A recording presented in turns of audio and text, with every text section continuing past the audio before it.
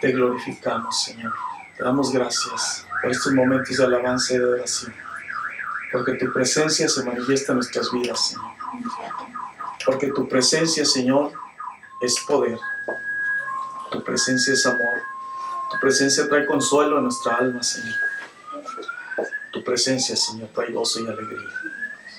Te bendecimos, Señor. Te glorificamos. Y queremos seguir en tu presencia, Señor. Ahora mediante la meditación en tu palabra. En el nombre de Cristo Jesús, Señor. Amén. Vamos a abrir la Biblia en Génesis 25.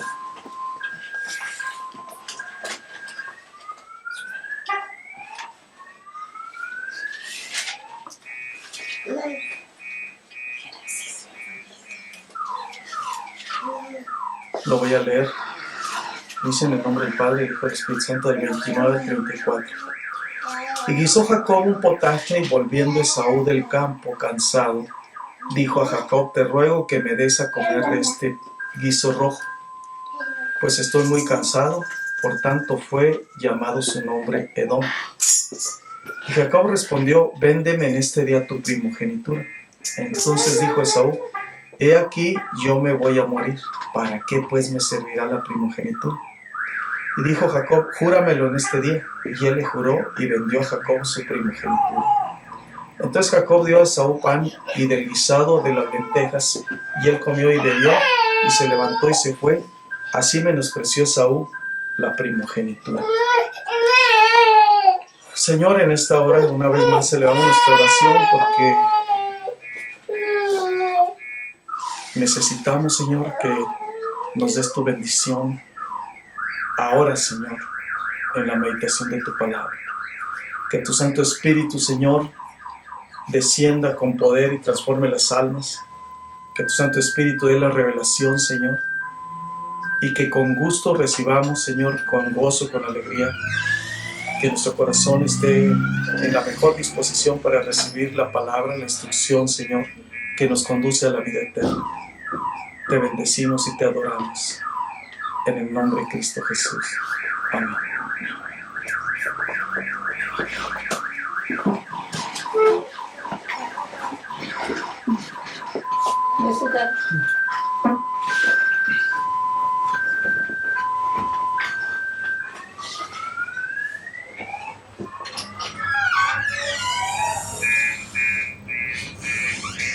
Estuvimos hablando de lo que es la prueba de la fe. Y esta prueba de la fe, mediante el testimonio del patriarca Abraham, al ofrecer a su hijo Isaac en sacrificio. Ya vimos suficientes citas bíblicas,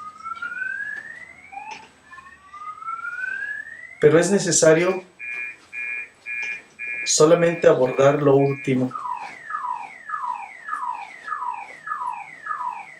A nadie le agradan las pruebas, puesto que en las pruebas se sufre, en las pruebas se padece, pero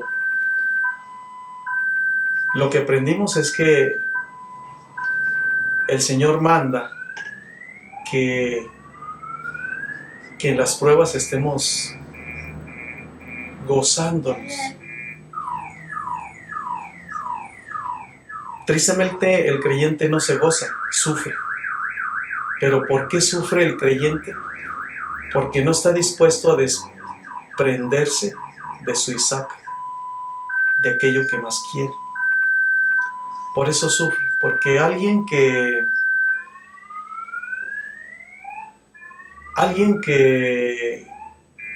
se esmera en agradar al Señor no sufre. Sencillamente asume una actitud como la de Abraham. Cuando el Señor le dice: ve, ofréceme a tu hijo Isaac, Abraham no preguntó, no contendió, no hizo absolutamente ningún comentario. Dijo: heme aquí, Señor. Y luego, Cuando Isaac le pregunta, Padre mío, he aquí la leña, pero ¿dónde está el cordero? Y Abraham, todavía con esa entereza, dijo, Jehová se proveerá del cordero. La prueba más grande que tuvo Abraham. Con todo y eso, no sufrió porque él estaba dispuesto a ofrendar su vida por el Señor. A ese nivel espiritual debe vivir el creyente hoy, a entregar aún su propia vida. Lo recalca el apóstol Pablo. Por eso el apóstol dijo, pues para mí el vivir es Cristo y el morir pues ya es ganancia. Yo todo lo tengo por basura por causa del reino de los cielos. Él no sufría, pero el creyente que es inmaduro en la fe sufre cuando hay que entregarle a Dios lo que más quiere, lo que más trabajo le ha costado. Pero las pruebas traen un beneficio. La prueba tiene como propósito, ya lo comentamos, quitar la escoria. Quitar la escoria del creyente. Recordemos que el creyente va a entrar a la gloria eterna, pero santificado. No va a entrar nada de escoria a la gloria del Señor. Ahí no hay lugar para la inmundicia. Y no esperemos que nos vamos a purificar allá en el cielo, ¿no? La purificación es aquí. Igual cada quien va a pagar sus pecados aquí. Eso dice la Escritura. Aquí es donde se paga. Estamos hablando antes de la sentencia definitiva, que es el caso de algún preso, algún culpable, lo encarcelan y hasta después le llega la sentencia, pero mientras tanto ya está empezando a purgar. Tiene que empezar a abonar. Dijo el Señor al pueblo israelita, yo te probé porque era necesario descubrir lo que había en tu corazón. Yo quiero saber qué hay en tu corazón. Para eso son las pruebas, porque es necesario que el Señor no que lo ignore. Él lo que conoce los corazones. Pero a veces está oculto en nosotros. Y el Señor dice, a ver si eras fiel o no a mis mandamientos. Abraham comprobó que era fiel. Y el creyente debe probar su fe. Y en la prueba es para saber qué hay en el corazón. ¿Hay amor o hay odio? ¿Hay gozo? ¿Hay amargura? ¿Hay tristeza? ¿Hay alegría? ¿Hay obediencia o hay rebeldía? Es necesario descubrir qué hay en el corazón, qué está oculto.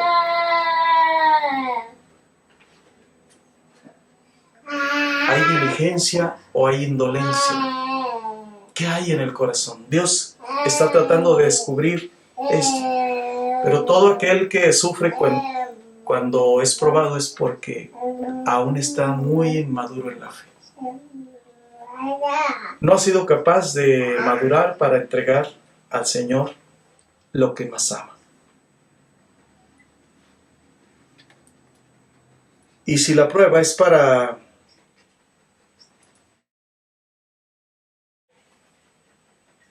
purificar,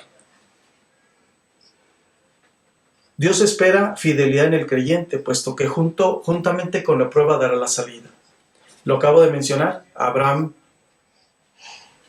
dijo, el Señor se proveerá. Junto con la prueba dio la salida al Señor. Pero estaba probando la fe de Abraham. Es algo que el creyente no ha entendido, que cuando Dios prueba, Dios está también dando la salida, dando la provisión. Por eso aquel lugar fue llamado Jehová Jireh, porque Jehová proveerá. Dios se proveyó de un cordero. El creyente inmaduro no ha aprendido de Abraham, no ha aprendido de Cristo, mi Señor. Dice la Escritura que Cristo Jesús, por lo que padeció, aprendió la obediencia. Es difícil entender esto, porque Él ya era obediente. Pero pudo comprender a través del sufrimiento. Y hay creyentes que en la prueba, en lugar de aprender obediencia, aprenden más rebeldía. Esto es lo peor que puede pasar en la vida de un creyente. Que luego de ser tratados por Dios, en lugar de honrar el nombre del Señor, honran a otras gentes, a otras personas, y en el peor de los casos, terminan más rebeldes. De hecho, de honrar a otras personas ya es peor. ¿Cuánta gente ha sido sanada, liberada, y no dan gloria al Señor? No testifican, no dan la gloria al Señor. Tristemente existen esos casos en la Iglesia de Cristo, pero es necesario que el creyente aprenda aún a testificar. La prueba es benéfica porque separa la escoria de la plata. Siempre hay que ver los beneficios de la prueba. No lo veamos como un castigo, no lo veamos como algo infructuoso, porque Dios es perfecto. El creyente inmaduro se rehúsa a ser purificado por los métodos divinos. Siempre prefiere sufrir las consecuencias de su desobediencia. Se rehúsa a ser probado, sin darse cuenta que la prueba es para purificar la plata. Si entresacares lo precioso de lo vil, serás como mi boca, le dijo el Señor a Jeremías.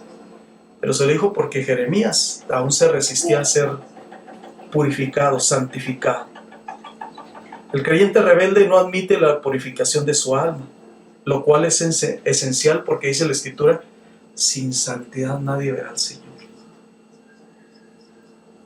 Por eso tiene que ser tratado el creyente. Sin santidad nadie verá al Señor. No verá la bendición en esta vida. Va a haber puro sufrimiento. Porque ya dijimos que una cosa es padecer por causa de Cristo, ser probados por causa de Cristo, y otra es padecer por desobedientes. Y padecer por desobediente, eso nunca se va a acabar. Si padecer por Cristo, dijo el apóstol Pablo, es necesario que a través de muchas tribulaciones entremos en el reino de los cielos. Pero una cosa es ser probados e ir de victoria en victoria y de triunfo en triunfo, vencer las pruebas, superarlas y estar aptos para la que sigue. Y otra es estar siempre sufriendo y padeciendo las consecuencias de la desobediencia. Y no tan solo eso, sino que ir en una decadencia espiritual y en todos los aspectos. Esa es la gran diferencia. Viene a ser como el dicho que siempre se conoce. Esto se usa cuando dice el creyente: cuando no estoy abajo del diablo, el diablo está encima de mí. Eso es lo mismo. Siempre hostigado por el diablo, pero es por la misma rebeldía. El creyente necesita ser santificado. Si no se deja tratar por Dios, no puede haber bendiciones en esta vida, sino por el contrario, va a haber muchas decepciones. Y mucho menos va a poder ver al Señor. El creyente inmaduro se rehúsa a recibir la prueba, la corrección de Dios, porque prefiere dar coces contra el aguijón. Prefiere herirse a sí mismo. Prefiere vivir en oposición al Señor. Y en un caso así, viene a ser lo que le aconteció a Balaam. Tuvo que ser refrenado en su locura hasta por medio de una bestia de carga, por medio de la mula, de su asna. Solo así fue refrenada la locura de este profeta. Y también nos damos cuenta de otro detalle. Dios llama ovejas a sus seguidores, no les llama cabras. Porque hay una diferencia entre la cabra y la oveja. La oveja es sumisa y la cabra no. La cabra siempre está retobando, resistiéndose a la autoridad, pero la oveja es sumisa. Entonces Dios llama a ovejas, no a cabras, que por todo se quejan y todos tienen desavenencias con todo. Dios no quiere cabras, quiere ovejas. De hecho, cuando Él venga, dice que separará los cabritos de las ovejas. Y solamente las ovejas son dóciles para la prueba. Las cabras brincan y se van.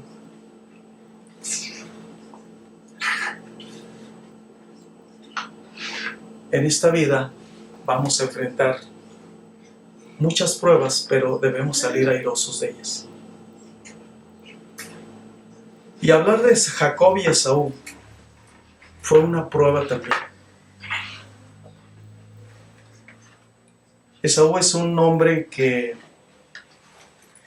era el primogénito. Cuando nacen de una mujer estéril, Esaú lo llevaba agarrado del calcañar. Y desde ahí se notó quién era quién. Pero la herencia, la ley del Antiguo Testamento mandaba que la herencia era para el primogénito. El liderazgo de la familia a la falta del padre o en la vejez del padre, y una doble porción de la herencia sobre los demás hermanos. Pero ahí fue probada la fe de de Esaú, su obediencia. Fue probado a tal grado que se descubrió quién era quién. Lo que vamos a entender de esto es el valor que le da Esaú a la primogenitura. La historia tan sabida es que desde este momento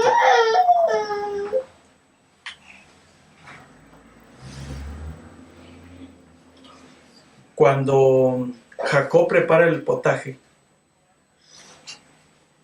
y dice Esaú, que viene Esaú del campo cansado, dijo a Jacob: te ruego que me des a comer de ese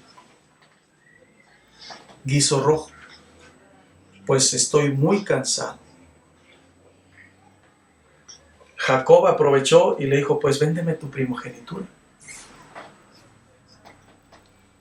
Y veamos la expresión de Esaú: he aquí que yo voy a morir, ¿para qué pues me servirá la primogenitura?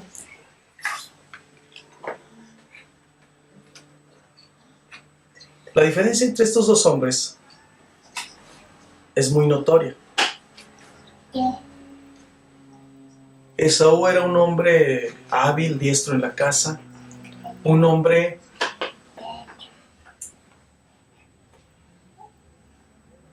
mundano, porque Esaú quiere decir mundano, pagano, y él hace honor a su nombre. Cuando Esaú rechaza la primogenitura, la bendición, está rechazando lo espiritual, la promesa de Abraham.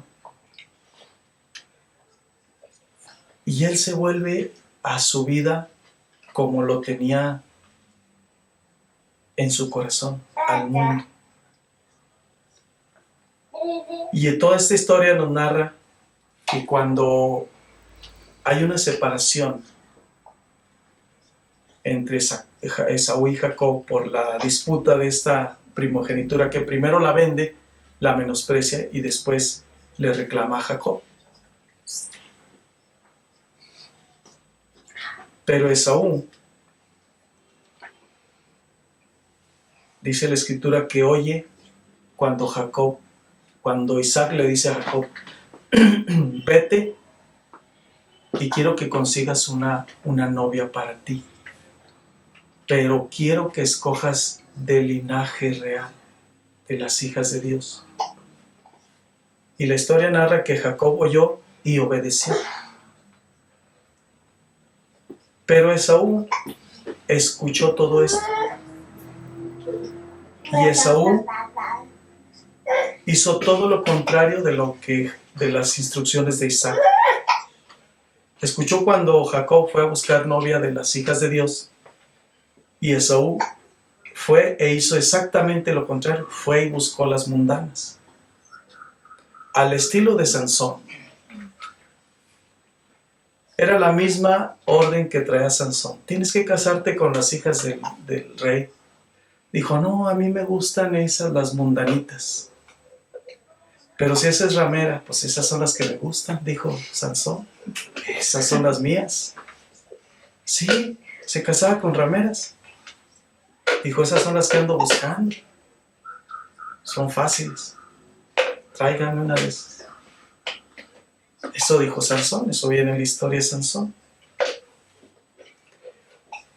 Y entonces Esaú hace lo mismo. Va y busca las mundanitas, la peorcita, y dijo, una de esas. Justo son las que ando buscando. Y es la diferencia entre Esaú y Jacob. Jacob era un hombre apacible, un hombre de hogar, un hombre, así me imagino como Marta y María. María sentada a los pies del Señor y Marta afanada por todos lados. Y Esaú inquieto, callejero, vagabundo, amigos mundanos, mujeres mundanas, todo lo peor. En los peores lugares, ahí estaba Esaú. Y debido a ese corazón, tenía que repercutir en algo. A tal grado que dice Esaú, pues ¿para qué quiero la primogenitura? Me voy a morir. Y se la vende a su hermano. Esto indica que hubo una separación de hermanos y que Jacob permanece en el pacto de Dios. Jacob permanece en la promesa de Abraham. Y eso fue lo que no le importó a Esaú. Él dijo, ¿para qué la quiero? Y luego sigue diciendo la escritura, ahí en Génesis 25, la cita que leímos al principio, y dijo Jacob, júramelo en este día. Y él le juró y vendió a Jacob su primogenitura. Entonces Jacob dio a Esaú pan y del guisado de las lentejas, y él comió y bebió, y se levantó y se fue. Así menospreció Esaú la primogenitura. Cada quien agarra su camino. Jacob se esmera en permanecer en el pacto divino, pero Esaú se sale de la presencia de Dios y la menosprecia, se le hace poca cosa. Y esto habla de una separación de Dios. Esto habla de un alejamiento de la fe. Tenemos que ver esto porque hay un llamado de Dios acerca de esta conducta de estos varones. Uno refleja la obediencia, la permanencia en el pacto, que es Jacob, y el otro, Esaú, refleja la emancipación. Esaú refleja lo mundano, y son dos actitudes en el creyente. No se menciona que Esaú haya construido un altar para Dios, y Jacob sí construyó varios altares para Dios. Esta es una gran diferencia.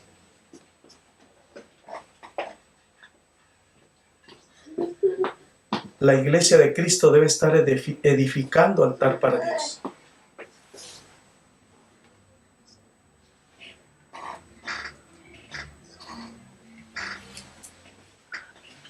Hoy tenemos que entender mejor lo que es permanecer bajo la cobertura de Dios que estar desprovisto.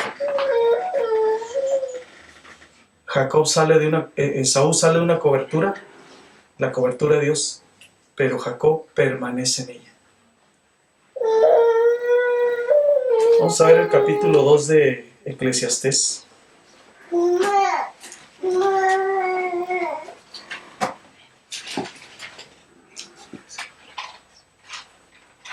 Perdón, es Cantares.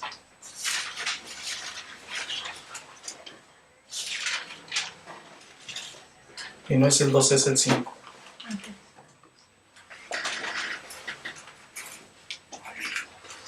Capítulo 5, verso 2. Yo dormía, pero mi corazón velaba.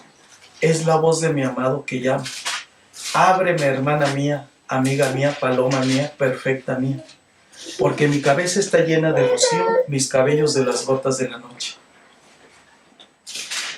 Me he desnudado de mi ropa, ¿cómo me he de vestir? He lavado mis pies, ¿cómo los he de ensuciar? Mi amado metió su mano por la ventanilla y mi corazón se conmovió dentro de mí. Yo me levanté para abrir a mi amado y mis manos gotearon mirra y mis dedos mirra que corría sobre la manecilla del cerrojo. Abrí yo a mi amado, pues mi amado se había ido, había ya pasado, y tras su hablar salió mi alma. Lo busqué y no lo hallé, lo llamé y no me respondió. Esta es una alegoría, es una ilustración de la iglesia de Cristo. Cristo llama a la iglesia, pero aquí la tsunamita, que es prototipo de la iglesia de Cristo, ella dice que estaba dormida, pero su corazón velaba. Cuando oye la voz del amado, y ella se rehúsa a ir a abrirle la puerta, y le dice algo que es de llamar la atención. Dice: me he desnudado de mi ropa, estoy desprovista, no estoy preparada para recibirte. Es la alegoría que enseña la palabra de Dios acerca de la iglesia de Cristo. El Señor ya está llamando a la iglesia. Esto obedece a visiones del Señor. El Señor está llamando a la iglesia y la iglesia está desprovista. Se ha salido de la cobertura como lo hizo Esaú. Ha preferido lo mundano que lo espiritual. Y estar desprovisto, estaba desnuda. Escucha la voz del amado y dice: pues ¿cómo voy a salir? Ya me desnudé. ¿Y cómo voy a salir? Ya me lavé los pies, me voy a ensuciar otra vez. Es lamentable que la iglesia de Cristo esté desprovista. Es lamentable que no tenga sus vestiduras. Cuando lo hemos mencionado hasta el cansancio, que el Señor viene por una iglesia gloriosa, limpia, sin mancha, sin arruga, ni cosa semejante. No viene por una iglesia desnuda como está esta, o desprovista. Desprovisto es lo mismo que faltos. Y es una lástima ver que el creyente viva fuera de esa cobertura de Dios. Estar fuera de la cobertura de Dios es grave. Pero es necesario que la iglesia entienda qué es lo que Dios está dando a entender con esto. Se puede vivir como la tsunamita.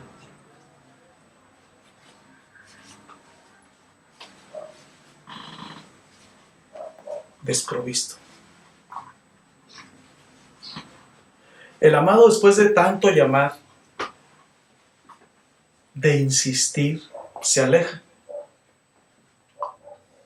debido a la respuesta tardía de la tsunamita.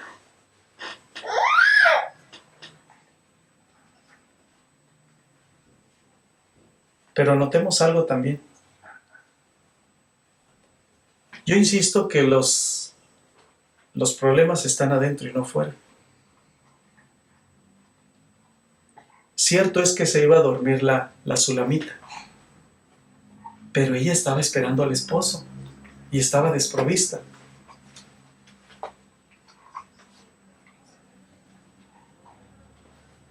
Cuando llega el esposo,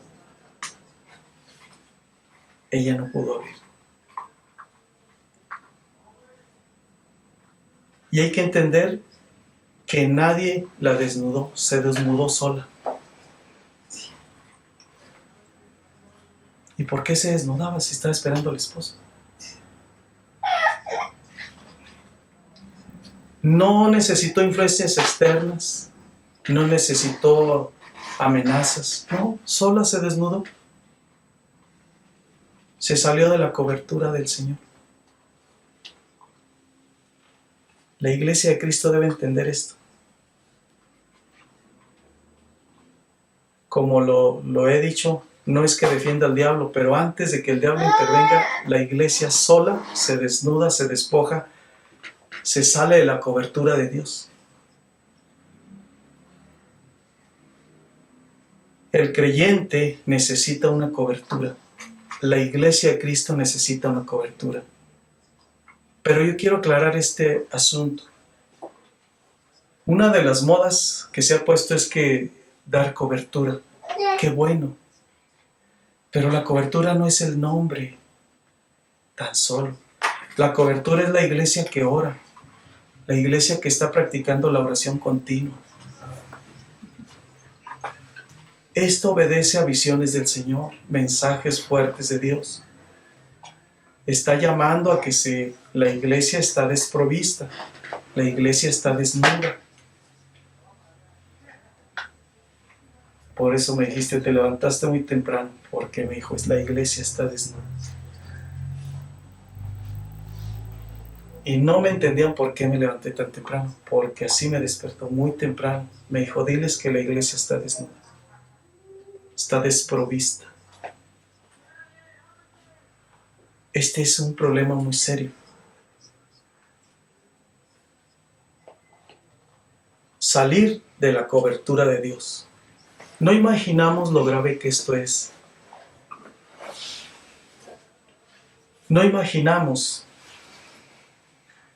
a qué grado la iglesia está salida de la cobertura. Pues todos tenemos un nombre, todos tenemos una cobertura, pero a lo mejor es de nombre. Pero lo que Dios está llamando es la cobertura de oración, de la lectura de la palabra, de vivir en el primer amor, de la obediencia a los mandamientos de Dios.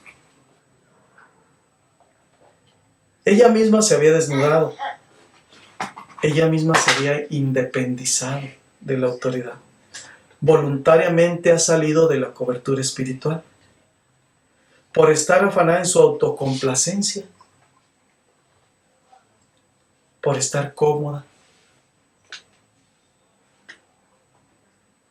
Cierto, para dormir tenemos que despojarnos de nuestras ropas, pero si estamos esperando a la persona más importante de nuestra vida, ¿cómo nos vamos a despojar de la ropa? Cierto, estamos esperando al Señor como iglesia. Y puede ser que estemos vestidos, orando, leyendo. Pero por alguna razón dejamos de obedecer al Señor en los mandamientos básicos espirituales y ya estamos desprovistos de esa cobertura espiritual. Pero ¿cómo? Si ya sabemos que viene. Ya está anunciado. Ahí viene, ahí viene. ¿Por qué? Porque estamos en la autocomplacencia. Nadie sabe lo que tiene hasta que lo ve perdido, dice el dicho. Y esto le pasó a la sulamita.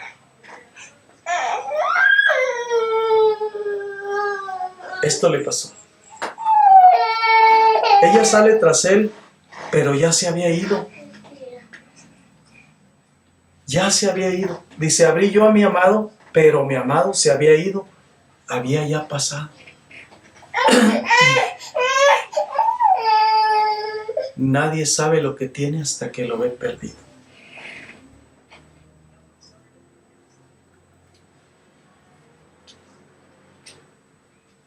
Lo busqué y no lo hallé. Lo llamé y no me respondió. Fíjense lo que dice el profeta Isaías. Llamadle en tanto que está cercano. Buscad al Señor mientras puede ser hallado. Llamadle en tanto que está cercano. Y dice ella, lo busqué y no lo hallé, lo llamé y no me respondió. Es lo mismo que dice el profeta Isaías. Buscad al Señor mientras puede ser hallado. Llamadle en tanto que está cercano. Es eso mismo. Cuando ella lo buscó ya no lo encontró y cuando lo llamó ya no le respondió. Que no vaya a estar la iglesia desprovista. Porque entonces lo va a buscar y no lo va a hallar, lo llamará y no le responderá.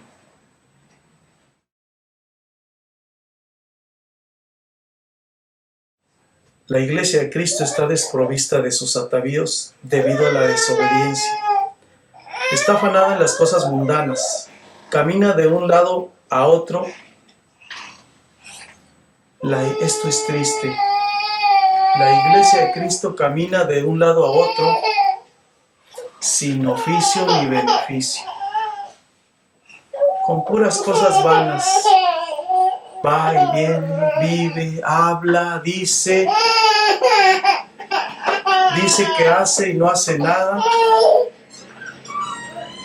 promete y no cumple, se compromete y luego se descompromete, dice y luego se desdice. La iglesia de Cristo está afanada en su autocomplacencia y camina sin oficio ni beneficio. Esta expresión como me llamó la atención siempre. Sin oficio ni beneficio, en puras cosas vanas.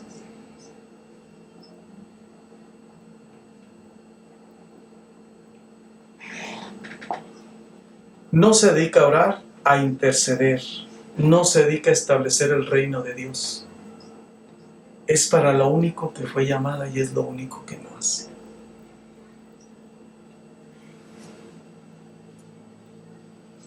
Así que se desnuda voluntariamente.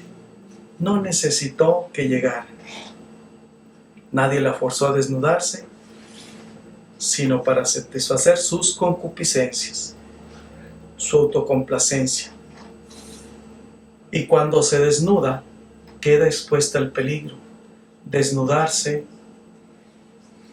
luego toma un solo manto y sale. Me hallaron los guardias que rondan la ciudad, me golpearon, me hirieron, me quitaron mi manto. Ya nada más llevaba un manto. De encima los guardas de los muros. Yo os conjuro, doncellas de Jerusalén, si halláis a mi amado, que le hagáis saber. Ojalá y así estemos. Enfermos de amor por el Señor. No enfermos por desobedientes, que es diferente. Es hacerle saber que estoy enferma de amor. Pero nadie sabe lo que tiene hasta que lo ve perdido. Ahí lo tenía tocándole la puerta. Dijo, ay, ahí vienes, estoy desprovisto. Bueno, espérame. Ay, pues ya voy. Cuando sale ya no lo encuentra. Y me hallaron los guardias que rondan la ciudad, me golpearon, me hirieron y me quitaron mi mano. Ella ya se había desnudado. Cuando sale la prisa se pone un manto y sale solamente con ese manto. Y lo ven los guardas de la ciudad y le quitan el manto. Ya la desnudaron por completo. Ya le quitaron la autoridad, ya le quitaron la cobertura que traía. Y ese es el problema hoy en la iglesia. Está desprovista de autoridad y está desprovista de esa cobertura de Dios.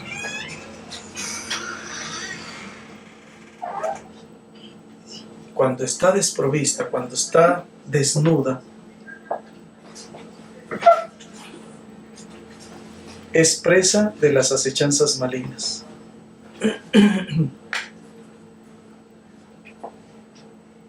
Es necesario que la iglesia de Cristo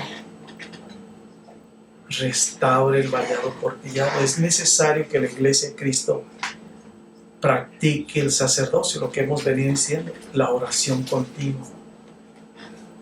Una iglesia que no ha hecho obras para el Señor.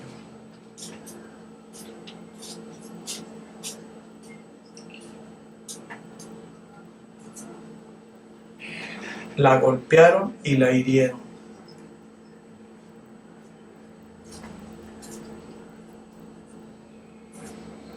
Ahora entendemos más un poco por qué la mujer debe llevar señal de autoridad, dijo el apóstol Pablo. Porque cuando la ven sin autoridad, sufre humillaciones, vejaciones, necesita su cobertura. Esto lo hablan de una manera de alegoría.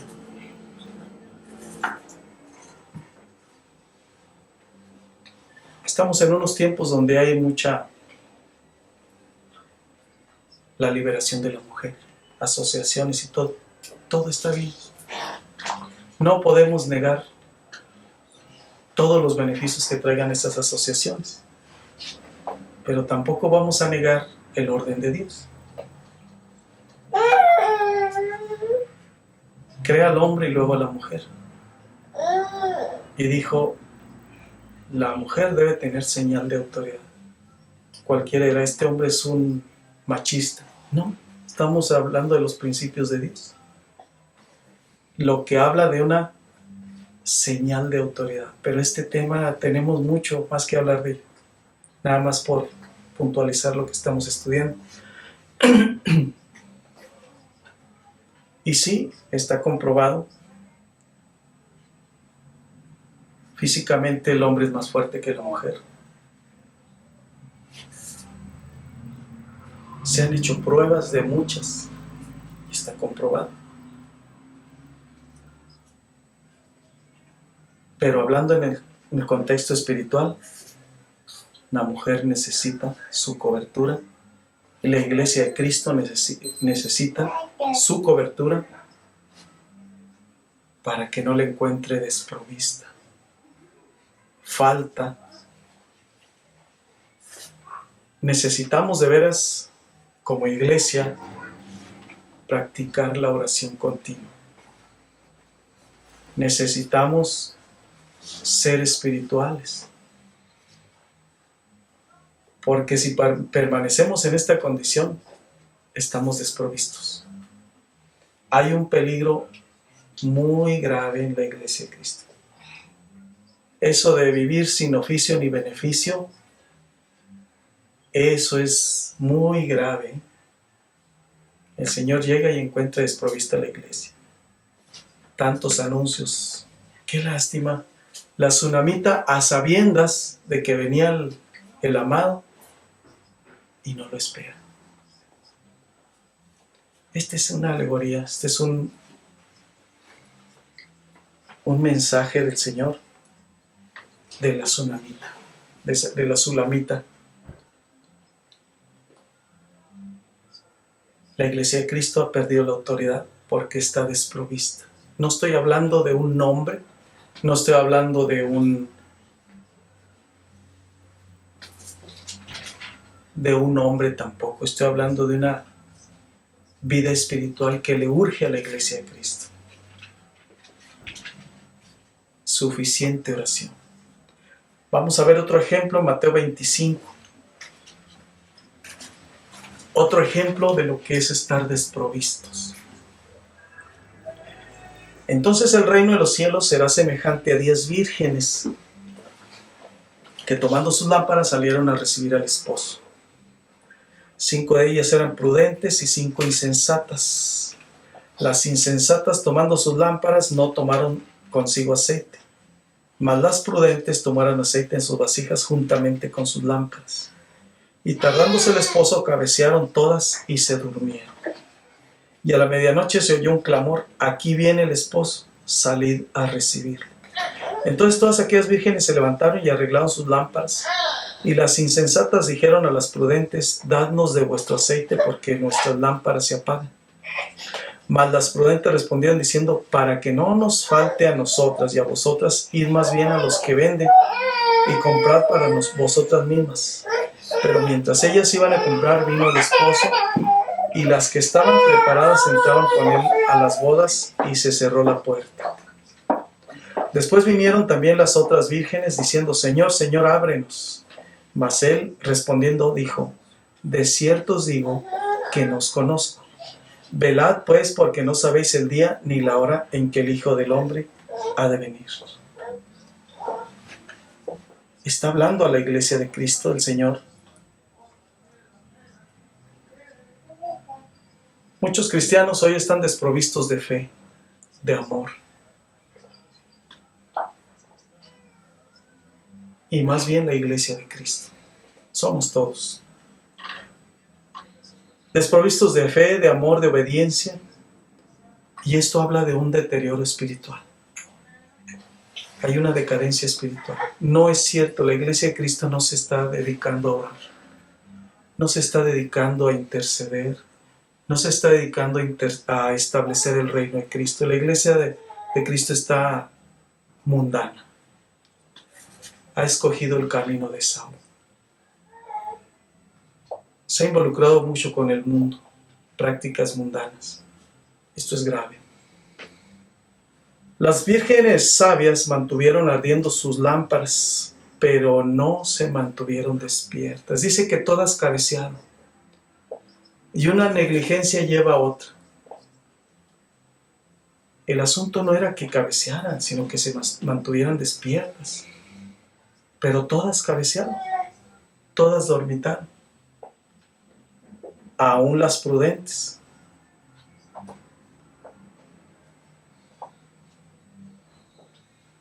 Todo aquel que cabecea, que dormita, no puede evitar quedarse dormido.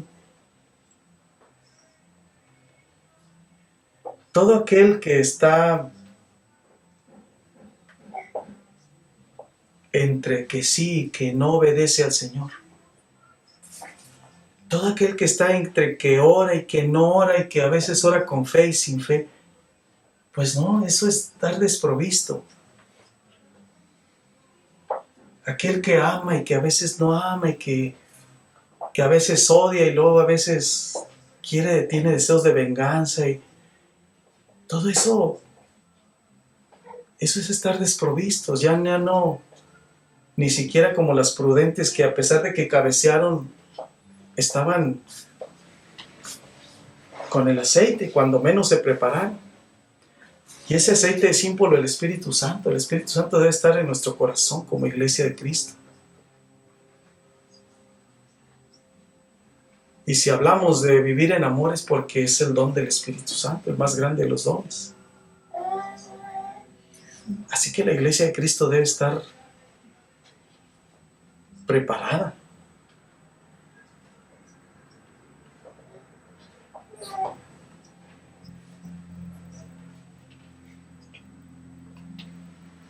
Estar cabeceando como las imprudentes, quedarse dormido como las vírgenes imprudentes, habla de una profesión externa, habla del creyente que solamente es religioso, que es cristiano nominal, o sea, nada más de nombre. No porque esté obedeciendo al Señor, no porque esté viviendo en su primer amor, no porque esté orando, sobrellevando las cargas de unos por otros, no porque esté leyendo la palabra de Dios. No.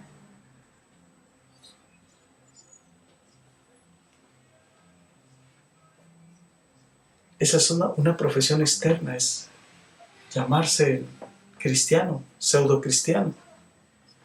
Pero el día que Cristo venga va a aclarar las cosas y parece ser que va a ser demasiado tarde. Para muchos va a ser demasiado tarde. Ocupémonos de nuestra salvación con temor y temblor.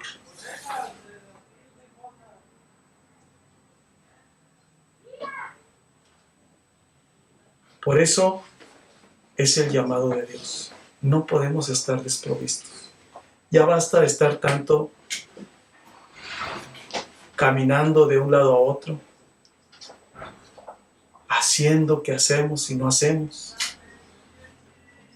caminando sin oficio ni beneficio, viviendo sin oficio ni beneficio, no produciendo nada para el reino de los cielos.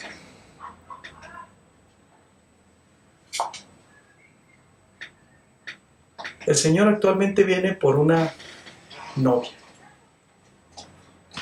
En este tiempo Cristo tiene una novia. Y cuando se la lleve va a celebrar las bodas, ahí va a ser la esposa. Pero en este tiempo viene por la novia.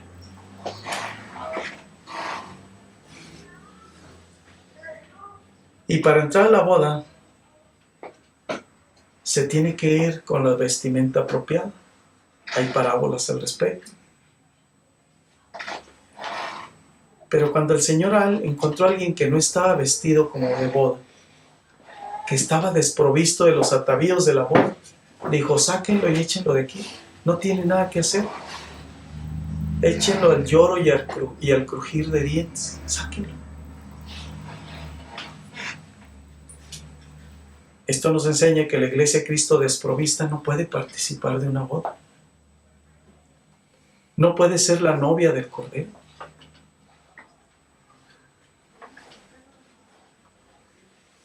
Qué hermosas alegorías hace el Señor.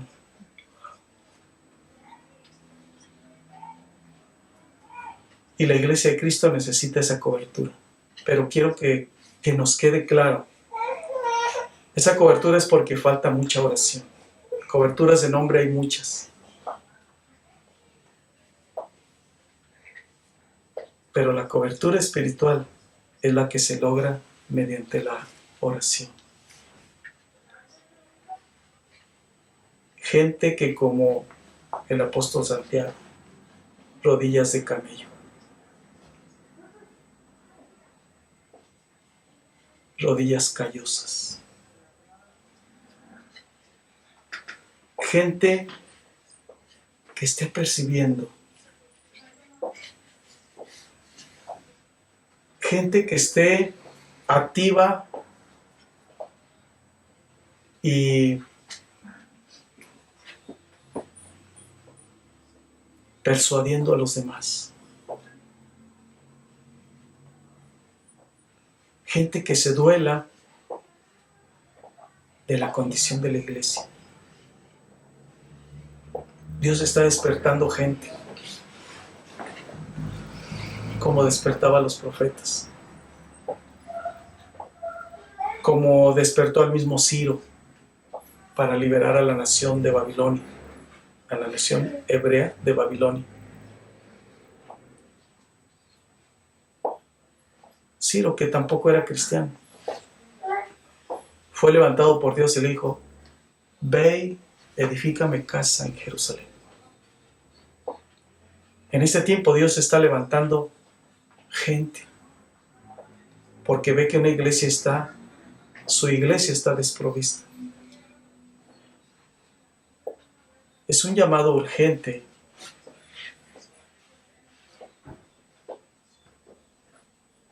Y pudiéramos decir: hay que sacudir a la iglesia. Pudiéramos decir: vamos a darles azotes, como en el caso de Nehemías. Nehemías llegó tanto a la desesperación que dijo: y les arranqué los cabellos, porque de plano no querían obedecer. Yo los arranqué. Es que tenían que obedecer a la restauración del tabernáculo de David. Esdras y Nehemías son los reformadores después del cautiverio, y dijeron: no, es que tenemos que restaurar el tabernáculo de David. Y se rehusaban los judíos, los hebreos. Y Nehemías dijo: no, pues ahora van a obedecer. Y les arranqué los cabellos y los hice que juraran que sí. Y tuvieron que dejar a sus mujeres paganas y tuvieron que acercarse a edificar la casa de Dios. ¿Cómo van a mandar ellos? Podemos hacerlo en... Dios mío, yo no sé, fuérzalos a entrar. oblígalos.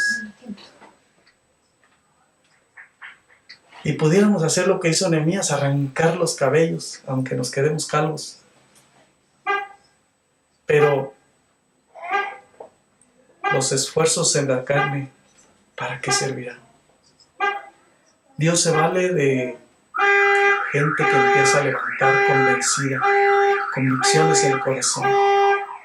Como lo acabo de mencionar, levantó a Ciro, a Esdras, a Nehemías.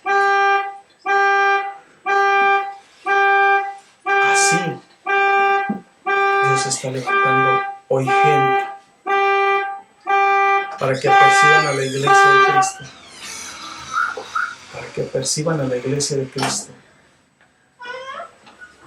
de que está desprovista de la cobertura de Dios.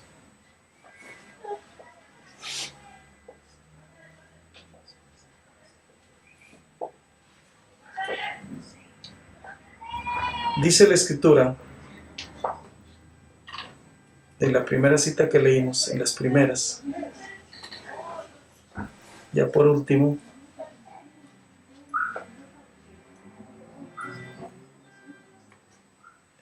en Hebreos 12, del 14 al 17, seguid la paz con todos y la santidad, sin la cual nadie verá al Señor.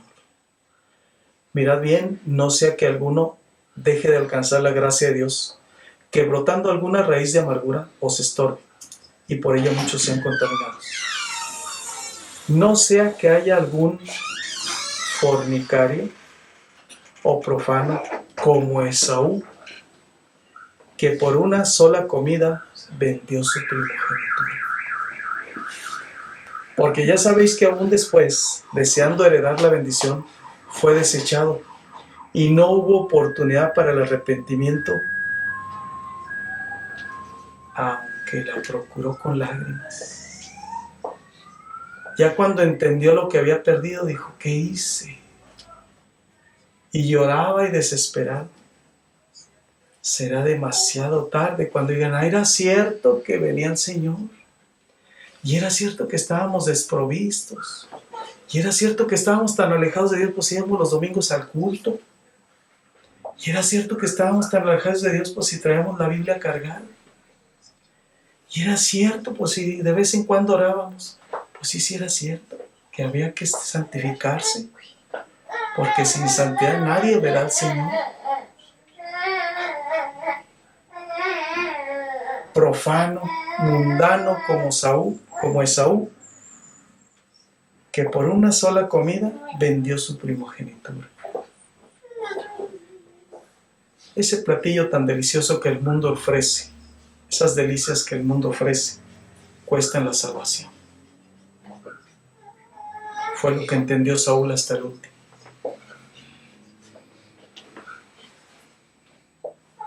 Y aunque la procuró con lágrimas, cuando recapacitó se dio cuenta que era demasiado tarde. Y así quedó. Un hombre exitoso en el mundo, diestro en la casa, con una descendencia enorme, gente que con el tiempo permanecieron y siguen exitosos en el mundo, fracasados para con Dios. Esto debemos aprender. Podemos estar, como lo vengo diciendo, caminando de aquí para allá, sin oficio ni beneficio, todo bien aquí y todo mal allá.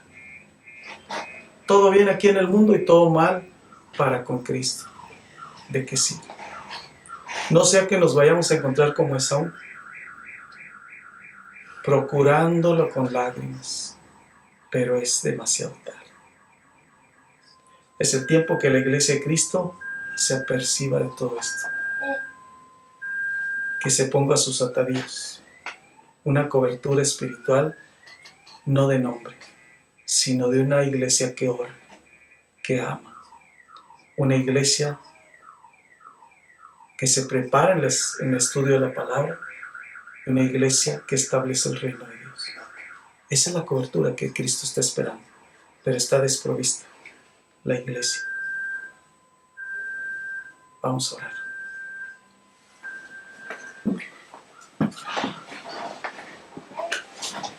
Señor, te damos gracias una vez más por tu palabra. Gracias, Señor, porque has tocado mi corazón. Gracias, Señor, porque tu palabra viene a avivar la fe. Tu palabra, Señor, consuela, exhorta, pero también edifica.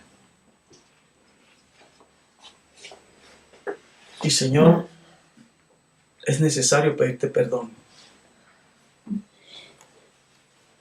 Porque las ofensas, Señor, que te hemos hecho ameritan la humillación, el arrepentimiento. Escrito está: el que encubre su pecado no prosperará, mas el que les confiese y se aparta alcanzará misericordia. Nosotros somos de los que queremos alcanzar misericordia, por eso hoy te pedimos el perdón de los pecados.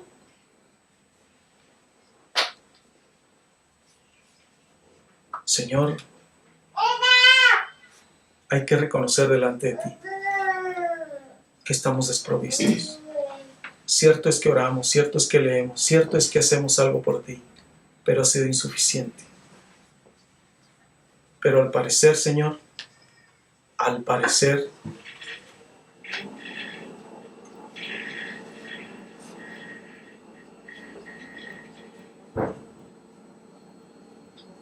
de acuerdo a la necesidad que hay en tu reino, lo que la iglesia ha hecho es muy poco, porque la necesidad es muy grande. Y según la necesidad, la iglesia de Cristo debe responder a esa medida y aún más, porque donde abunda el pecado, sobreabunda la gracia. Señor, perdona este mal, que nuestras obras como iglesia ya no sean insuficientes, sino que sean abundantes, porque escrito está que las puertas del Hades no prevalecerán contra la iglesia de Cristo. Pero una iglesia desprovista abre las puertas del infierno y se van las almas, aún los mismos que una vez hicieron profesión de fe. Señor, perdona esta negligencia. No queremos parecer como las vírgenes imprudentes. No queremos hacer lo que hizo Esaú, que se volvió al mundo menospreciando la primogenitura, sino por el contrario, Señor, santificarnos, obedecerte a ti.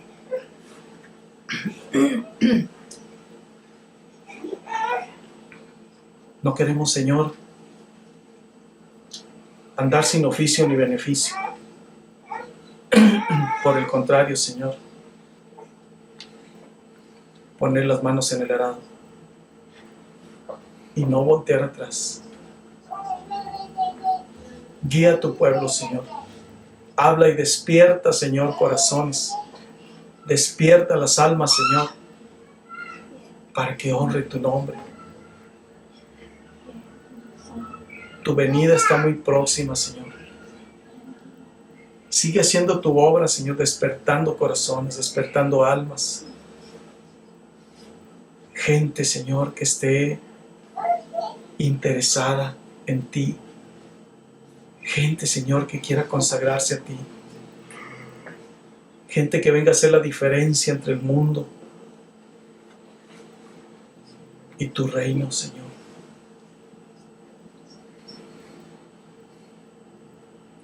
¿Quién podrá estorbar tu obra, Señor? Si estos callan, las piedras hablarían.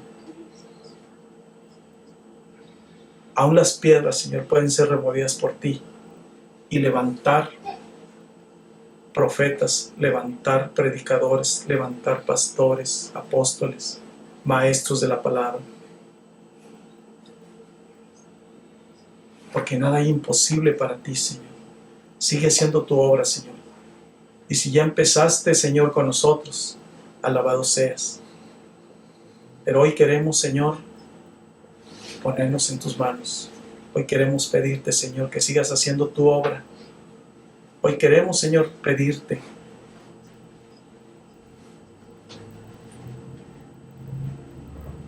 que dispongas todo lo necesario, Señor. Hoy queremos decir, como dijo el profeta Isaías, heme aquí, envíame a mí. Hoy queremos decir, como dijo Samuel, habla que tu siervo oye. Hoy queremos disponer el corazón como lo hizo Daniel, como lo hicieron grandes héroes de la fe, Señor. Gente que tú despertaste y pudo darse continuidad a tu obra, Señor. Ahora más que nunca, Señor, el tiempo es corto. Los tiempos son malos. Y es necesario que tu iglesia, Señor, esté preparada. Que haya entonces esa gente, Padre, que conduzca a la iglesia a la preparación. Gracias por tu palabra, Señor, porque no solo de pan vive el hombre, sino toda palabra que viene de tu boca. Gracias por tu palabra, Señor, porque a través de ella nos comunicamos, a través de ella, Señor, nos edificamos, nos alentamos, porque eres tú quien habla, Señor. Gracias por todo en el nombre de Cristo Jesús. Amén.